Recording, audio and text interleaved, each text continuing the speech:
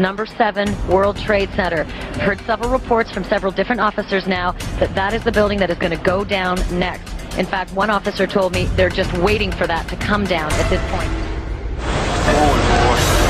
Keep your eye on that building. It'll be coming down. Building is about to blow up.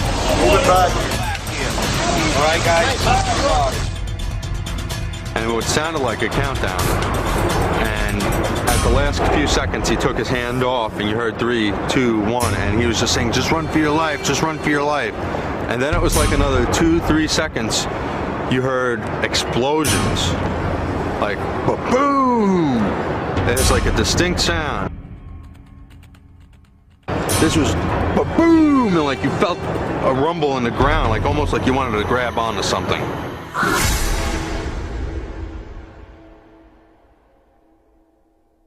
According to Larry Silverstein, on the morning of September 11, 2001, he attended an appointment with a dermatologist. Where were you on September 11th? I was home. And the only reason I wasn't where I was every morning, subsequent to the 26th day of July, my mornings were spent usually at a breakfast meeting at Windows, an 8 o'clock breakfast meeting, Windows, the top of it, and then going down to visit with my tenants, my new tenants, at the Trade Center, getting to know them, understanding their problems and so forth, ascertaining how we could service their needs better, which is one of the first things you do when you acquire a property. You begin to meet your tenants and start talking with them. And so my mornings were spent at the Trade Center, and then by noon I was back uptown. And so that particular morning, because I have light-colored hair and fair skin, and I'm an annuity to the dermatologist, my wife, God bless her, had made an appointment for me at the doctor.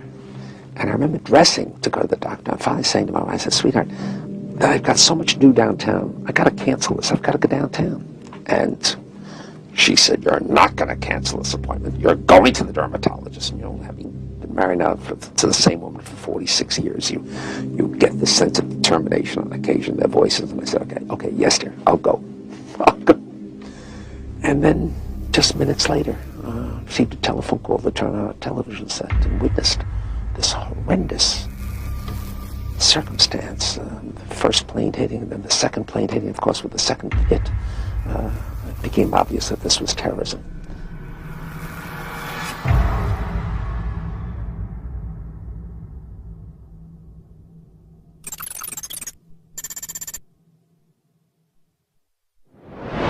I remember getting a call from the fire department commander telling me that they were not sure they were going to be able to contain the fire. And I said, we've had such terrible loss of life. Maybe the smartest thing to do is pull it. And they made that decision to pull, and then we watched the building collapse. 3 years later, Silverstein issued a statement claiming that he had used the term "pull it" to refer to pulling the firefighters out of Building 7. But there are several problems with Silverstein's explanation. According to FEMA's building performance study, firefighters were never in the building. Preliminary indications were that due to lack of water, no manual firefighting actions were taken by the fire department. And these statements, from Popular Mechanics and the New York Times, confirm that no firefighting took place in Building 7, and that the fire department had ordered firefighters away from the building at 11:30 a.m. Another problem is that Silverstein made no reference to the firefighters when he talked about Building 7 for the PBS documentary. Plus, after Silverstein stated that the decision was made to pull Building 7, he finished his sentence with these words. And then we watched the building collapse. This would indicate that the collapse of Building 7 was the direct result of the decision to pull it.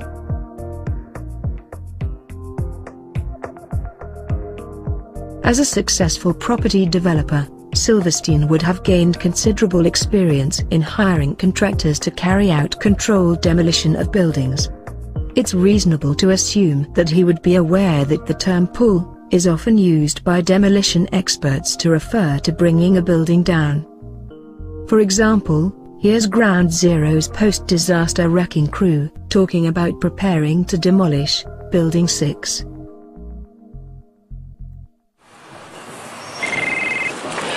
Hello?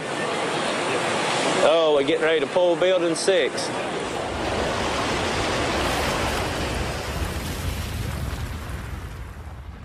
When referring to Building 7, it was Silverstein who suggested that the smartest thing to do was to pull it. I said, you know, we've had such terrible loss of life. Maybe the smartest thing to do is pull it. And because Silverstein has more knowledge of controlled demolition than he does of firefighting, it is reasonable to assume that he was referring to pulling the building down. In an article titled "Shame on Jesse Ventura," Fox News journalist Jeffrey Shapiro confirms that Larry Silverstein had controlled demolition on his mind on September the 11th. And it was no secret to police and others on the ground that day. Shapiro stated that on September the 11th, Larry Silverstein was on the phone to his insurance carrier to see if they would authorize the controlled demolition of Building 7. This revelation causes yet another problem for the official story. How could Silverstein expect to carry out a controlled demolition when it takes several weeks to prepare a 47-story building for demolition?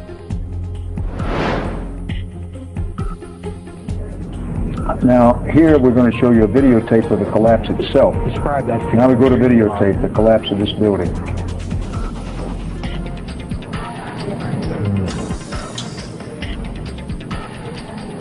It's amazing. Amazing, incredible, pick your word. For the third time today, it's reminiscent of those pictures we've all seen too much on television before, when a building was deliberately destroyed by well-placed dynamite to knock it down.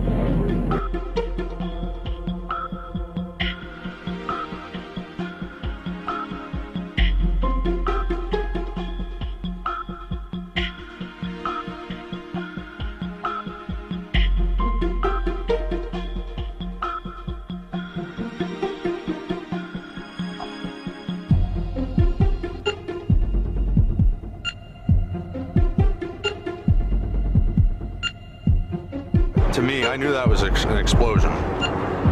There was no doubt in my mind. September the 11th was clearly a most fortunate day for Larry Silverstein. Not only did he avoid being killed by the attacks, he received a multi-billion-dollar settlement from an insurance policy taken out just a few weeks before. This policy was set up specifically to insure the buildings against destruction via a terrorist attack. This was particularly fortunate, considering the fact that Silverstein was having difficulty in finding new tenants to occupy the buildings at the Trade Center. And it was also particularly fortunate, considering that Silverstein had faced the $1 billion requirement of having to remove the illegal asbestos from every steel beam in the Twin Towers. So, if Larry Silverstein's story is true, then he must surely be the luckiest man alive today.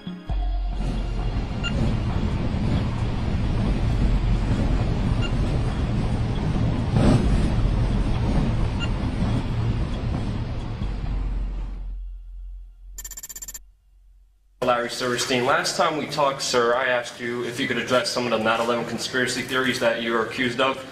Sadly, your response has actually invited more of them. I mean, for the record, everybody knows your infamous comments on PBS where you said pull Building 7 on 5/25 on the day of 9/11. Your official response was that it was the firefighters. My question is, it was pretty clear that you meant the building, and if it was the firefighters, they already are outside the building by 12 because the water lines were broken. Ask the question. And the fire chief that you said you spoke to, Fire Chief Negro, denies talking to you on that day of 9/11. Can you answer those questions and address the theories against you? I suggest to everybody's consideration that we all look at the thousands of pages of testimony that have been rendered in the many years since 9/11. And let's use today's session for something that's... Are you aware of testimony of bombs in the building before the building collapsed, sir? Are you aware of that testimony? Sir, there's testimony by Barry Jennings. Sir, you don't have to touch me. Listen, I'll walk away. All I'm asking is a question. I don't have to be kicked out. It's a legitimate question. You don't have to put your hands on me. But all I'm saying is, no, I'm not. I'm here asking. The question was not answered. That's why I have a grievance. Larry Silverstein was told not to come into work. That's why him, his daughter, and his son never showed up to work on 9/11. He put an insurance policy on the buildings. Reporters, do your job. Please ask some questions.